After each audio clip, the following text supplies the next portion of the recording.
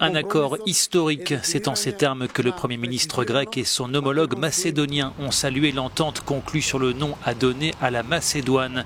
Fini l'acronyme ARIM ou FYROM pour désigner l'ex-république yougoslave de Macédoine, place désormais à la République de Macédoine du Nord. L'accord stipule que le nouveau nom doit être utilisé par Skopje sur le plan international et national.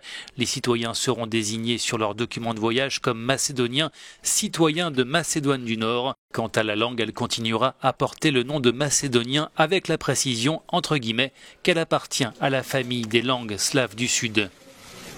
Athènes se félicite d'un accord qui garantit la distinction entre ce pays frontalier et sa région septentrionale. L'héritage de la civilisation antique de Macédoine ne pourra pas non plus être revendiqué par Skopje.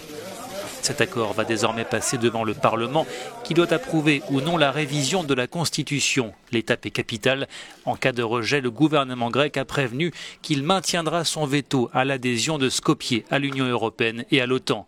En revanche, si l'accord est adopté, le gouvernement macédonien pourrait être invité à la fin du mois au sommet européen pour entamer les négociations d'adhésion à l'Union. Et ce n'est pas tout, l'accord sera également soumis à l'automne à un référendum. Et il est loin de faire l'unanimité. Le président macédonien a d'ores et déjà annoncé qu'il n'allait pas le signer.